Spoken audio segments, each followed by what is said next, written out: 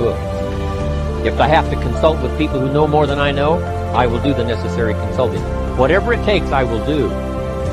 That starts to develop unbelievable self-confidence. Self-confidence also comes from the ability to rise above your circumstances. To rise above what happens, the petty little things, the discouraging things that would sink everyone else's ship except yours. That would cause someone else to quit early in the day, but you keep going. That kind of willingness to overcome all circumstances, whether it's the little challenges or the big challenges. If you're willing to do that, I promise you, this kind of power will work for you, and in you, the variable, it'll make a difference. Every time we choose to do less than we possibly can, it affects our self-confidence, our self-worth. If we keep doing a little less every day, a little less, every day that we keep doing a little less, we are also being a little less. Can you imagine what you'd end up being after 10 years of doing a little less every day? It's devastating. Think about it. Doing less could ruin your life. What could you do if you had all the skills, took the classes, read the books, burned the midnight oil? What could you do? What true value could you develop? This is one of the better exercises. What could I become? What could I really do in the marketplace? In enterprise, home, family, experience, love, friendship, marriage. How valuable could I become? Am I valuable enough to work on what's not working so I can reach my full capacity? If I'm operating at 20%, what could I possibly do with the other 80%? Once you start understanding how valuable you are, it's a whole new experience. Understanding self-worth. It plays a major role in our ability to be self-enterprising. Our self-worth makes the difference between being lazy and being active. Being self-enterprising. If we don't feel good about ourselves, we won't feel good about our lives. And if we don't feel good about our lives, we won't be very interested in looking for opportunities. Enterprise is always better than ease. Now, you can reverse the process of doing a little less, You can reverse this process by using your self-direction, your self-reliance, your self-discipline. You alter the course by doing a little more each day. A little more, a little more, a little more. And pretty soon, you'll develop a new habit of doing rather than neglecting. And days and weeks and months of doing a little more will ultimately do what? It'll increase your confidence and your courage and your creativity and your self-worth. In the end, it's how we feel about ourselves that provides the greatest reward from activity and enterprise. It's not what we get or what we accumulate that makes us valuable. It's what we become that makes us valuable. Success isn't in the having. Success is in the doing. It's the process of doing that brings value. It's the activity that transforms our dreams into reality, that converts ideas into actuality. Let me tell you what I think most messes with the mind. I think that simply doing less than you can messes with the mind. It causes all kinds of psychic damage. I think being less than you can be, trying less than you could try, doing it with less enthusiasm than you could do it, messes with the mind. It somehow damages the mind. It damages our self-image. Because here's what I've discovered happens. The minute you turn this around and start extending yourself, you'll see immediate rewards.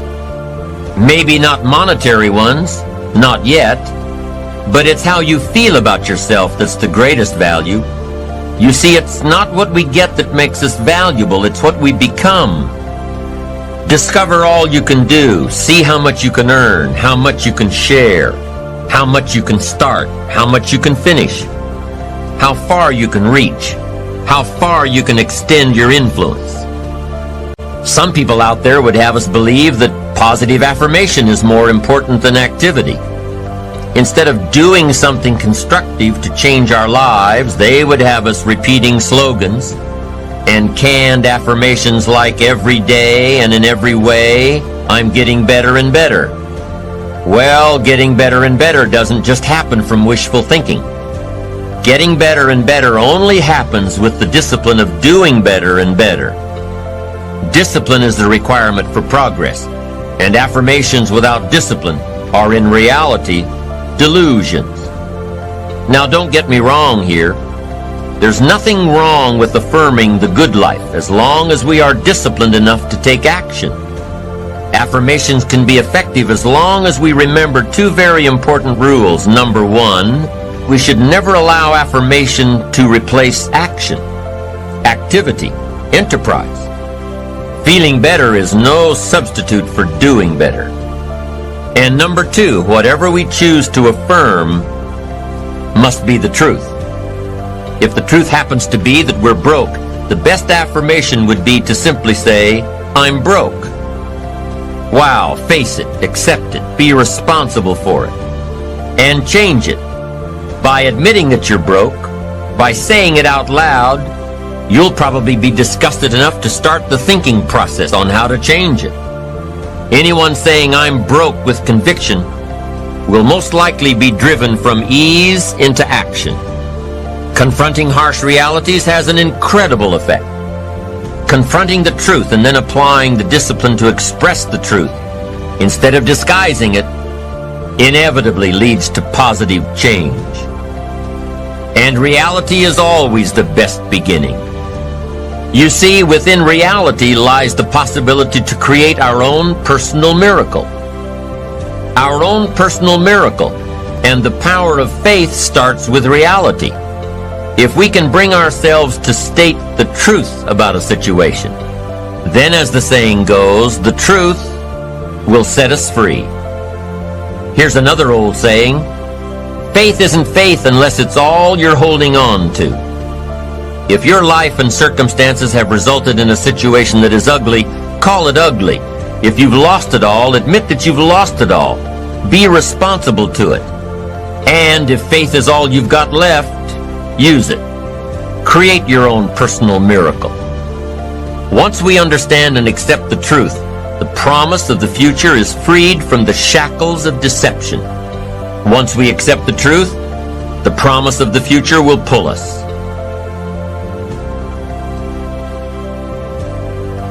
Also, one more thought on discipline. Here's the greatest value of discipline.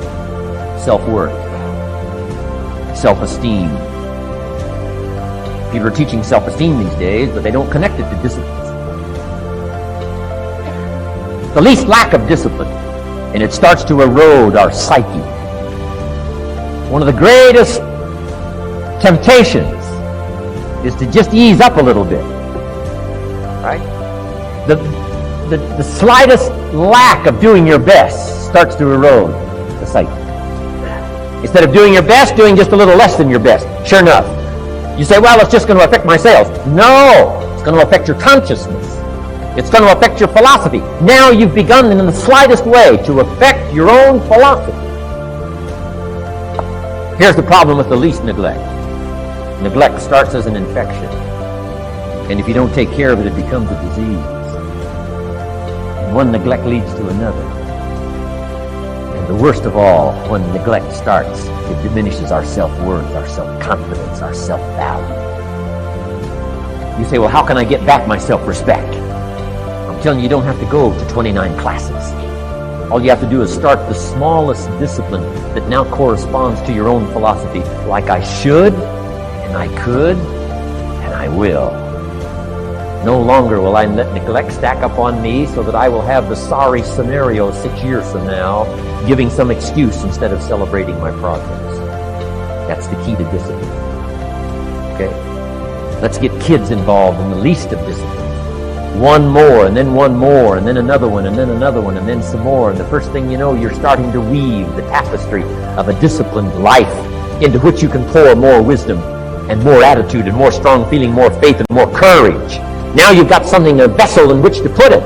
And now the equities start to flow.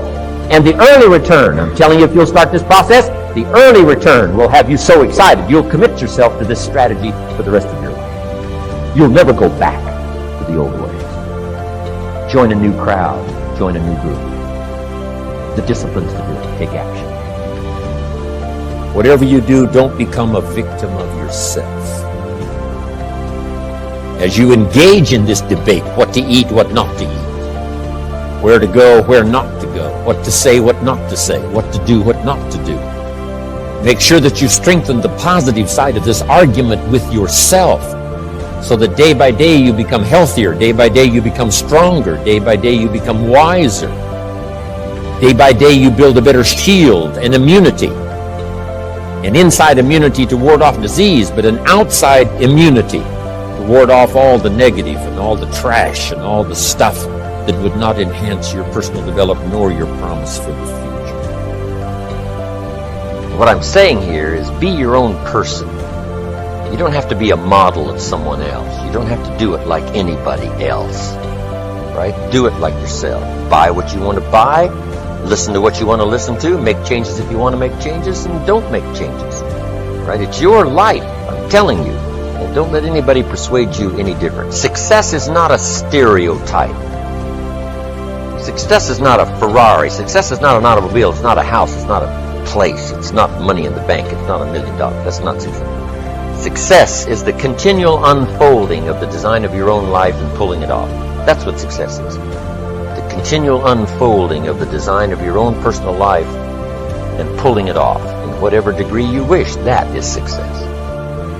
Successful in doing whatever you want to do that makes sense to you, for you, your family, your responsibilities. Take on responsibilities or refuse responsibilities. That's strictly all up to you.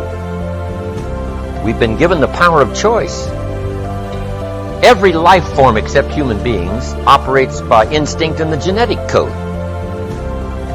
Now, why not human beings? Because, here it is, we've been given the dignity of choice. We're not like a robot. We're not stuck like a tree, using up all the nourishment, nothing left, now you die because you can't change location. Not true. Humans can go north, south, east, west. Humans can change, do anything they want to do. We've been given the dignity. But here's what's interesting about all life form except humans. Every life form except humans strives to the max of its potential. How tall will a tree grow? As tall as it possibly can. You never heard of a tree growing half as high as it could. No, that is impossible. A tree grows as high as it can, drives down every root it can, produces every leaf it can, extends itself as far as it possibly can. Every life form extends to the max, except human beings. Now, why not human beings? Because we're not robots. We've been given the dignity of choice. And here's a couple of alternatives on the dignity of choice. To be part of or all of. You have the potential to be. And you got the choice. Do a little to make yourself comfortable and forget the rest, or do it all. And there's nobody here to dictate you got to do it all. That's nonsense. You got to be rich because we live in a rich country. That's nonsense. You don't have to be rich. You don't have to do it all. You can do a little, do some more. Take advice, but don't take orders. Take information, take training, take teaching, but don't take orders from no one that tells you how you need to live and what you need to own and what you need to do. Somebody says, well, you need to be successful. That's a personal choice, being successful. What we teach is the possibilities, then everybody chooses. Take a little, take a lot, do some, do nothing. Abraham Lincoln said, since I would be no one's slave, I will be no one's master. Excellent philosophy.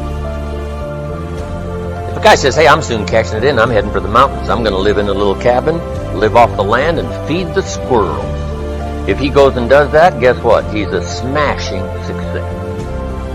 Why? He's doing what he designed to do and went and did it and pulled it off. You can't say, no, that's not successful. That is the epitome of success, is giving a design to your life and go pull it off, making progress in that direction that satisfies you. If it doesn't satisfy you, make alternatives and you change. And if you get some better ideas, sure, you may follow someone's suggestion and ideas, but not orders.